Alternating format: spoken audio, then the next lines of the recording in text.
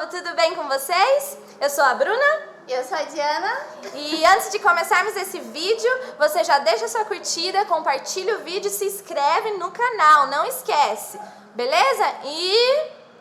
solta a vinheta!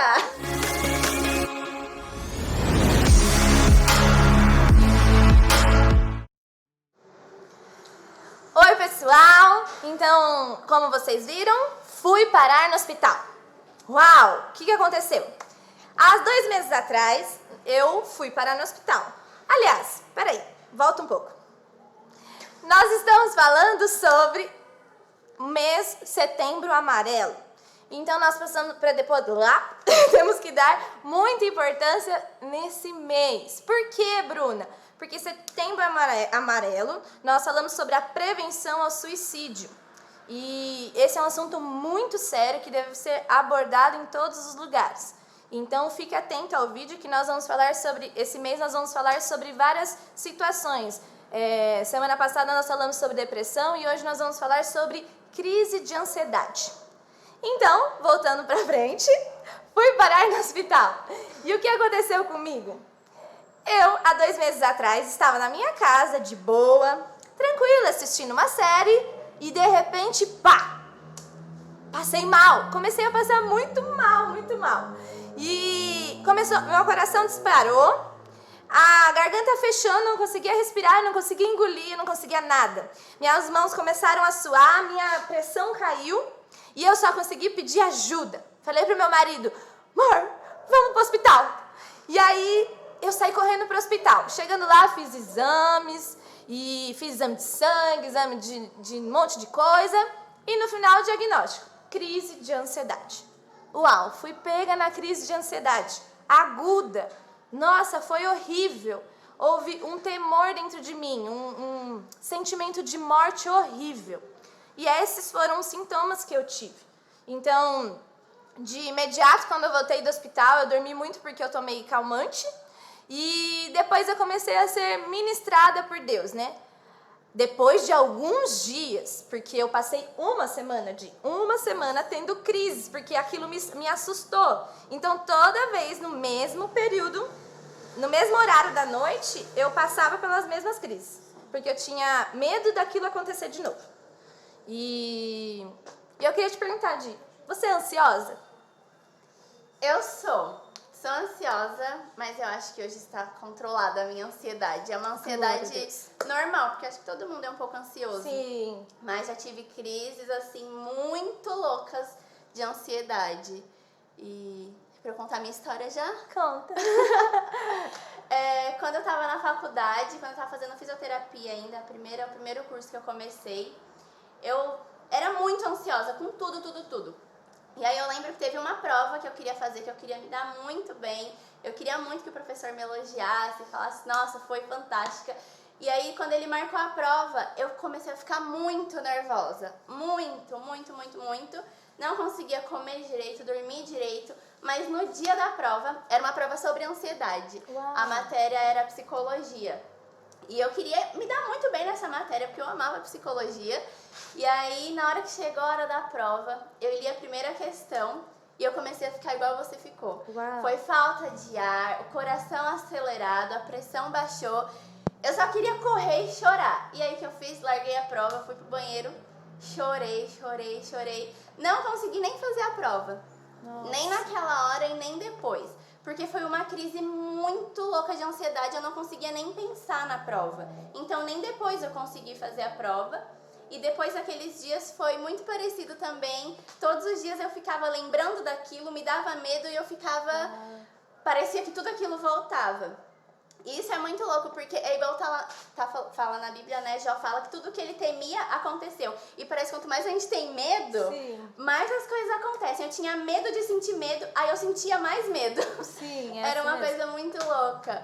E há 2 anos atrás também, eu não tive uma crise de ansiedade. Eu tive um período ansioso muito tenso, que eu não conseguia... Isso atrapalhou tudo na minha vida. Meus relacionamentos, meu ministério, minha vida familiar, minha vida profissional, tudo, atrapalhou tudo. Eu lembro que na época eu não sabia o que fazer. porque eu tinha medo de pedir ajuda, medo de falarem que era falta de Deus, que eu precisava, que eu tava desviada, alguma coisa assim. Tinha muito medo. Em casa eu também tinha medo de falar sobre isso, talvez ser julgada. Então eu fui atrás de coisas alternativas. Comecei a tomar remédios naturais, comecei a tomar um monte de coisa para ver se aliviava. Mas nada fazia efeito. Mas passei por essa fase, eu venci a ansiedade. Que bom, isso é muito bom, né? Sim, porque sim. a gente tem um tabu, né? Dentro da igreja, de que nós não podemos passar por esses tempos difíceis. Então, qualquer crise de ansiedade, se você vai falar com um cristão talvez mais velho ou mais, não sei, ele fala que é falta de fé. Então, quando a gente passa por problemas, a gente não quer falar pra ninguém. Exato. Porque a gente vai ouvir aquilo, a gente já sabe o que vai ouvir, parece. É falta de fé. Sim. Aonde já se viu, Jesus habita em você. E como você passa por esses períodos de ansiedade, de medo, como que você tem medo? Não é possível você ter medo. E essa foi a primeira coisa que eu entendi. De que crise de ansiedade, períodos de ansiedade, não é falta de fé. Não. Então, se você está nos assistindo, não é falta de fé. Você não é um ser que não tem fé, que está desviado porque está passando por crises de ansiedade. E a segunda coisa, ansiedade é algo sério, que precisa ser tratado. Não é uma frescurinha, estou ansiosa, meu coração está palpitando, e é uma frescura sua. Não é frescura. É algo sério que precisa ser tratado, que precisa ser de auxílio de alguém para te ajudar a passar por esse período. E para te ajudar, nós estamos aqui para falar como pessoas normais que também tivemos crises e para dizer o que a Bíblia diz. O que a Bíblia diz, Gi, sobre ansiedade? Sabe que hoje eu sou ansiosa, claro, quando alguém fala, vai acontecer tal coisa, eu fico ansiosa para que isso aconteça. Mas algo que coloca a minha ansiedade no lugar dela, no lugar que ela tem que estar, são alguns versículos. O primeiro é, antes de eu falar o versículo, sabe o que eu acho? Acho que a ansiedade é muito excesso de futuro. A gente pensa muito no futuro, sabe? E mesmo que sejam coisas bobas, no meu caso era só uma prova, mas era uma prova que estava no meu futuro, que eu ia ver a nota, que eu ia ficar feliz, coisas que iam acontecer. E esse versículo fala muito sobre o futuro. É Jeremias 29:11, que diz o seguinte: porque eu sei os planos que tenho para vocês, diz o Senhor. São planos de bem e não de mal, para lhes dar o futuro pelo qual anseiam. Ou seja, Deus tem um futuro bom, não tem por que ficar me preocupando. E outro versículo, muito conhecido, eu não vou ler tudo porque é grande, depois vocês leiam aí em casa, é Mateus 6, a partir do 25, vou ler só o comecinho, que diz assim: por isso eu lhes digo que não se preocupem com a vida diária, se terão o suficiente para comer, beber ou vestir. A vida não é mais do que... Calma aí. A vida não é mais que comida e o corpo não é mais do que roupa? Observem os pássaros. Eles não plantam, nem colhem, nem guardam alimento em celeiro, pois o seu Pai Celestial os alimenta. Acaso vocês não são muito mais valiosos do que os pássaros? Eu acho que são esses os versículos que colocam a minha ansiedade no lugar, sabe? De pensar, Deus tem planos bons para o meu futuro. Se Deus se preocupa com o passarinho que está cantando ali na janela, ou com a árvore que fica lá na rua, será que Ele não vai se preocupar comigo, com a minha vida, com o meu futuro, com o que vai ser do amanhã? E é isso que Deus me fala, quando em momentos de ansiedade, em momentos que parece que vai tudo ficar fora do lugar. É isso mesmo. É até interessante, porque assim, o que não é a ansiedade é falta de fé e o que eu tinha dito mesmo? Frescura. E o que é a ansiedade é o controle, né? É que a Madi disse. É o controle, que você querer ter o controle do seu futuro, de você querer o controle nas mãos. E também, outra coisa que particularmente, quando eu passei, eu entendi, é o acúmulo de coisas. Quando você não se abre, quando você não busca ajuda, aquilo vai acumulando e te traz crises. pequenas crises de ansiedade. Então, se você está nos assistindo, procure alguém, procure o seu pastor, procure o seu líder, procure alguém que é de Deus, que possa estar te ajudando neste momento, porque às vezes é só um desabafar, é só um colocar para fora tudo que você está sentindo, e aí isso já vai trazer um descanso no seu interior, né? E para finalizar, a Di leu aqui versículos maravilhosos que realmente, se Deus se preocupa com tudo isso, como que não vai se preocupar comigo? Eu queria ler para vocês Filipenses 4:6. Filipenses. Cadê? Filipenses 4:6. Não andem ansiosos por coisa alguma, mas em tudo, pela oração e súplicas, e com ação de graças, apresente seus pedidos a Deus. E a paz de Deus, que excede todo entendimento, guardará o coração e a mente de vocês em Cristo Jesus. Finalmente, irmãos, tudo que for verdadeiro, tudo que for nobre, tudo que for correto, tudo que for puro, tudo que for amável, tudo que for de boa fama, se houver algo de excelente ou digno de louvor, pensem nessas coisas. Uau, o que diz aqui? Que não devemos andar ansiosos, mas que a gente deve apresentar a Deus os nossos pedidos com ações de graça. Ou seja, a gratidão, ela engole a ansiedade. Porque a gratidão nada mais é de você ser grato pelo hoje e deixar o que o amanhã Deus cuida. A gratidão é você estar feliz no hoje. A Bíblia diz, né? Basta cada dia o seu mal. Então a gente não deve se preocupar, porque é Ele quem nos sustenta. É Ele quem está no controle das nossas vidas. É Ele quem sabe os pensamentos que tem a nosso respeito.